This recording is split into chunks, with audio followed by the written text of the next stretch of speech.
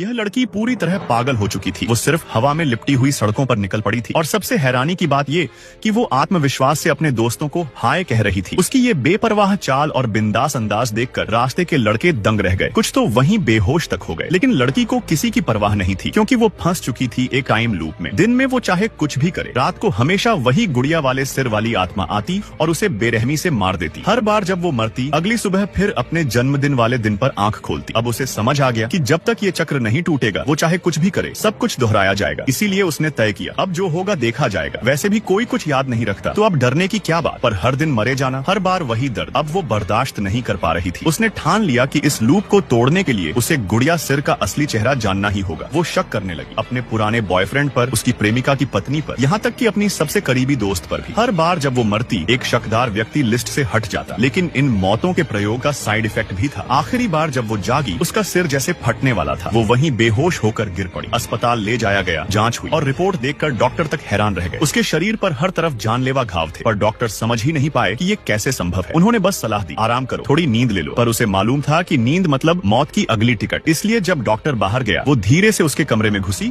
और कार की चाबी चुरा ली। लेकिन तभी उसकी नजर एक दराज पर पड़ी, जहाँ गुड़िया सिर वाला मुखौटा रखा था। वो सिहर उठी, क्या डॉक्टर ही हत्यारा है? वो डर के मारे भागी और जैसे ही बाहर निकली, उसने देखा डॉक्टर को किसी ने पीछे से चाकू घोंप दिया। अब उसका शक डॉक्टर से हट गया, पर डर और बढ़ गया। वो जान बचाने के लिए पार्किंग में भागी और वहाँ हत्यारे से छुपने भागने का खेल शुरू हो गया। किसी तरह वो कार तक पहुंची, दरवाजा बंद किया, लेकिन तभी गुड़िया सिर ने शीशा तोड़ दिया और उसका गला पकड़ लिया। वो पूरी ताकत से कार का गियर खींचती है, गाड़ी आगे बढ़ाती है और आखिरकार उस राक्षस को पीछे छोड़ देती है। वो खुश थी, बस आधा घंटा और तो ये मौत का चक्र टूट जाएगा। पर तभी पुलिस ने उसे ओवर स्पीडिंग में पकड़ लिया। वो हताश होकर रो पड़ी। पुलिस ने जब पूछा तो उसने पूरी बात सच सच बता दी। लेकिन पुलिस ने सोचा ये लड़की नशे में है। वो गुस्से में कुछ कहने ही वाली थी, पर फिर सोचने लगी पुलिस स्टेशन में तो वो राक्षस नहीं आएगा ना, और उसने खुद को ही गिरफ्तार करवाने की बात मान ली। पुलिस वाले तो हैरान रह गए, पर फिर उसे हथकड़ी लगा दी। उसे लगा अब तो वो सुरक्षित है। पर तभी वही गुड़िया सिर फिर सामने आ गया। अब तो सब खत्म था। उसके हाथ बंधे थे, वो दरवाजा तक नहीं खोल सकती थी और उसे फिर मार दिया गया। मरते वक्त उसने चीख कर कहा, तू हमेशा मेरे पीछे क्यों पड़ा है? तू आखिर है कौन? पर इस बार वो गुड़िया सिर कुछ बोला नहीं, बस मुड़ा और कार में बैठ गया। वो सोचने लगी शायद डर गया होगा, लेकिन अगले ही पल उसने कार की खिड़की खोली, एक बर्थडे कैंडल जलाई और हंसते हुए